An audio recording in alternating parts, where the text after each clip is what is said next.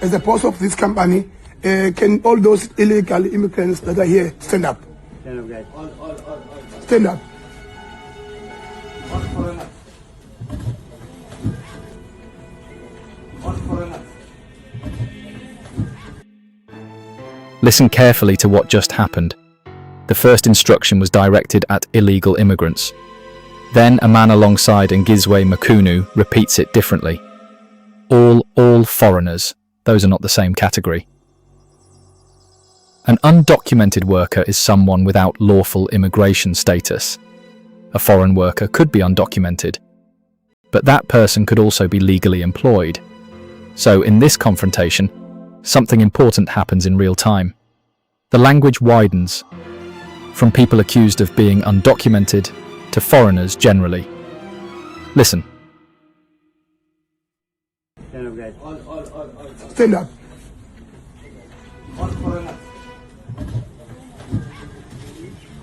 Your boss just declared now that you are undocumented, and can you please all come, and then we are going to the Phoenix police station to keep you there now. The argument behind South Africa's anti-immigration campaign sounded simple. Remove undocumented workers, open those jobs, employ South Africans. But weeks after migrant workers began leaving, Reuters found something unexpected in Newcastle, one of KwaZulu-Natal's major clothing manufacturing centres. Rows of sewing machines were standing idle. 3 factory owners told Reuters they had lost between 12 and 19% of their workers during the protests. The Clothing Workers Union estimated that about 15% of Newcastle's 15,000 textile workers had left.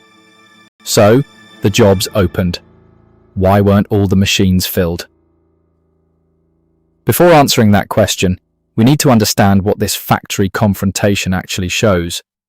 This footage was circulated as showing Ngizwe Mchunu confronting the owner of a sewing factory in Phoenix, KwaZulu-Natal, over workers he believed were undocumented.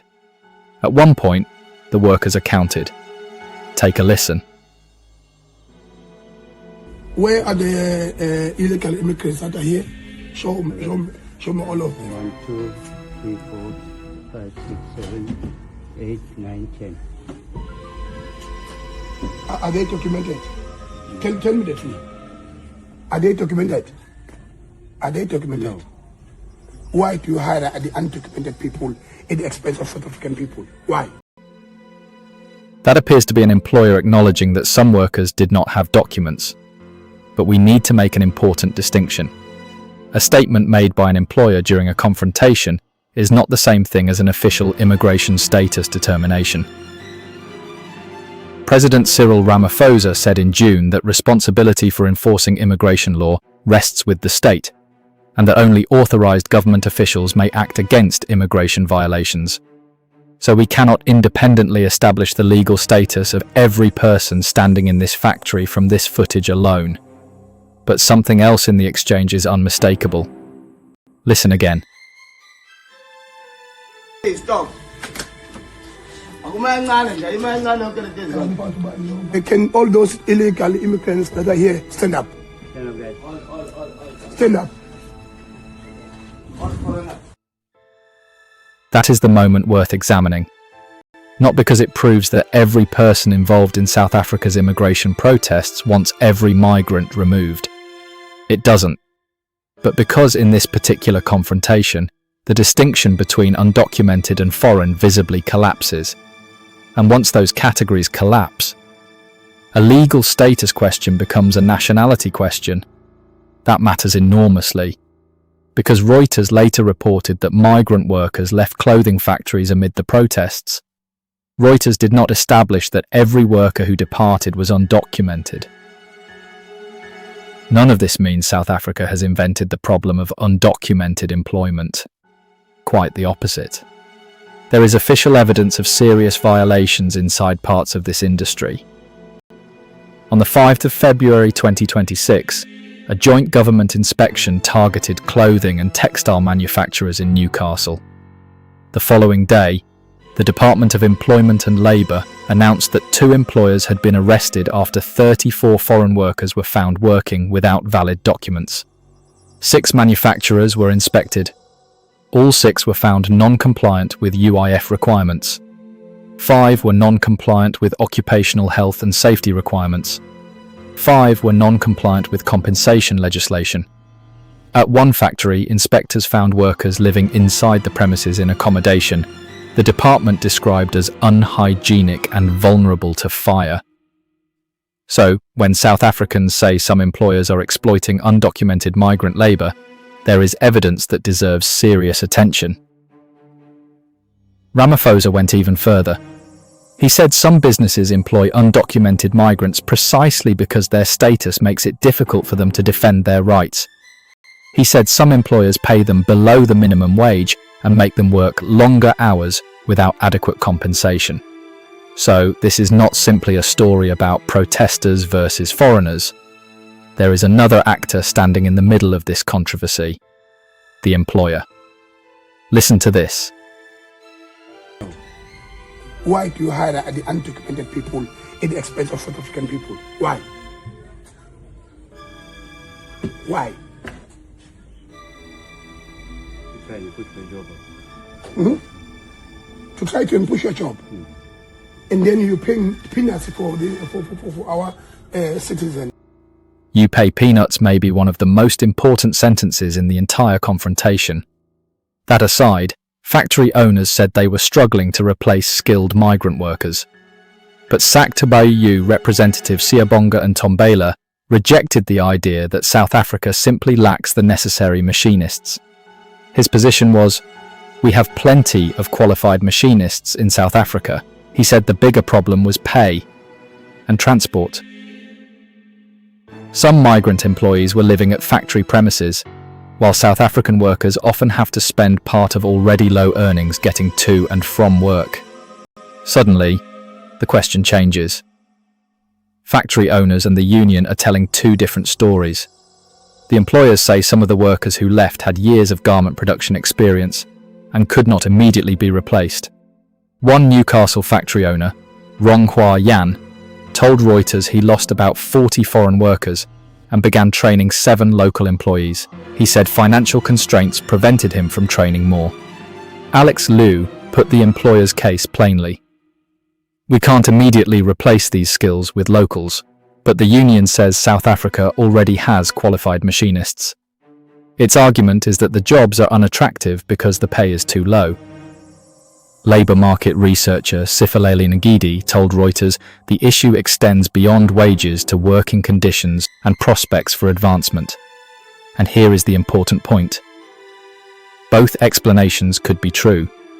A factory can lose experienced workers suddenly and face a genuine short-term skills problem.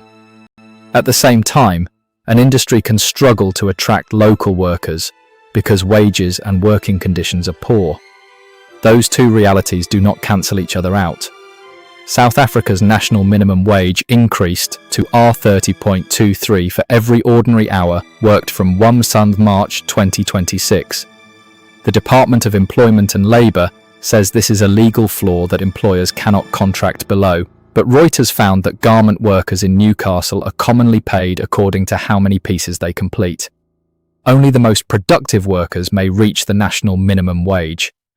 Many earn less. Factory owners say they face another problem. They claim retailers pay extremely low manufacturing prices. Reuters reported that owners said a pair of jeans could start at around R11.50 from the manufacturer, while the production price for a t-shirt could be less than half of that.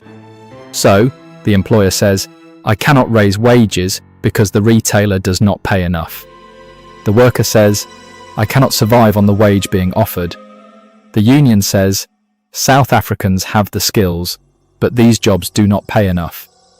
And the campaigner says, "Employers use vulnerable migrant workers because they can pay them less." Now we are getting closer to the real problem. Legal immigrants that are here, stand up.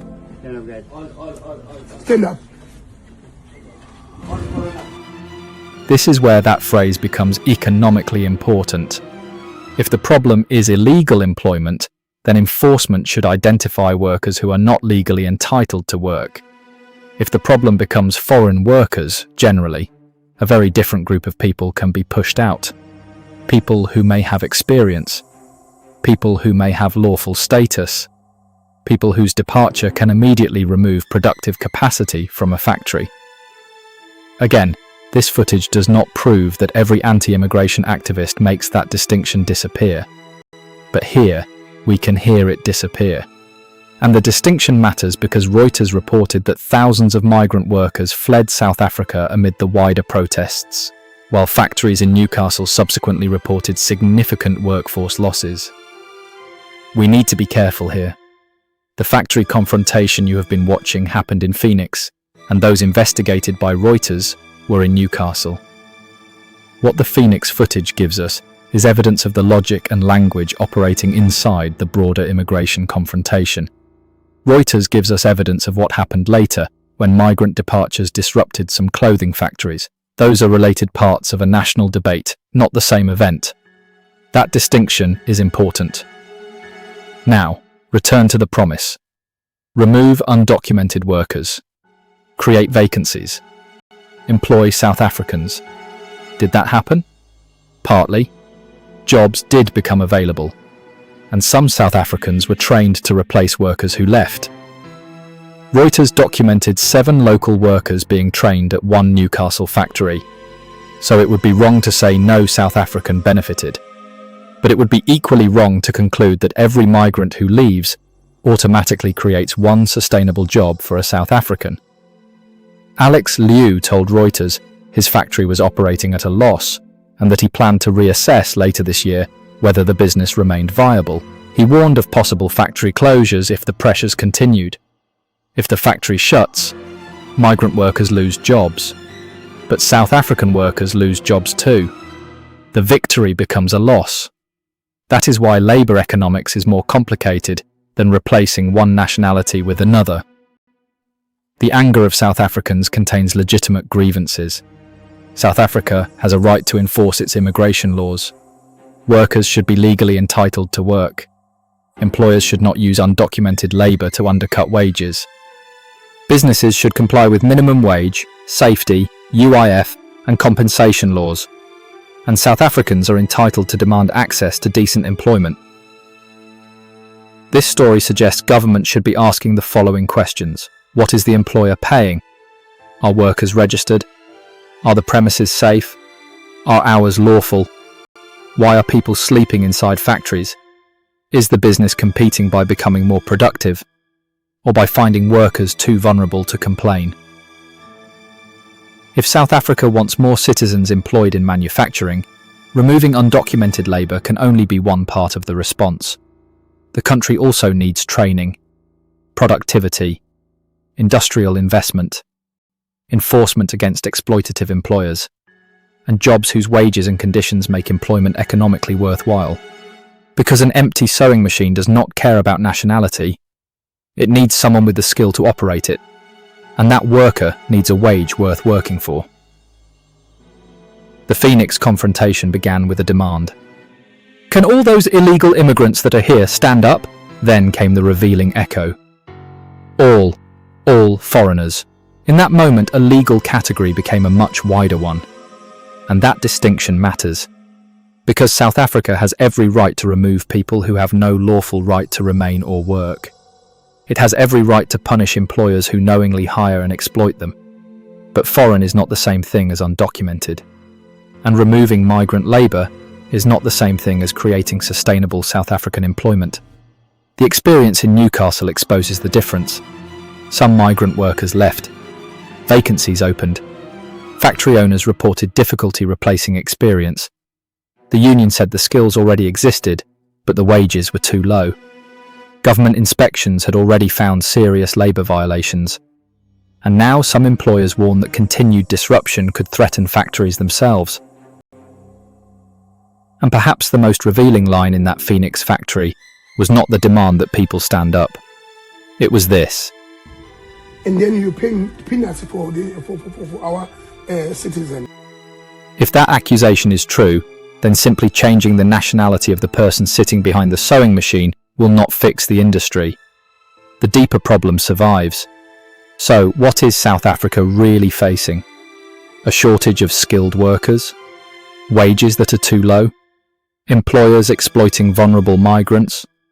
Or an industrial model that needs to be rebuilt? Tell us what the evidence says to you, but keep the argument focused on jobs, law, employers and policy, not attacks on nationalities. This is the South Africa File: history, power, politics, consequences. And there is an even bigger question behind this story. When South Africans demand stronger immigration enforcement, who actually has the legal authority to decide who must leave? Watch our investigation into what South African law says next.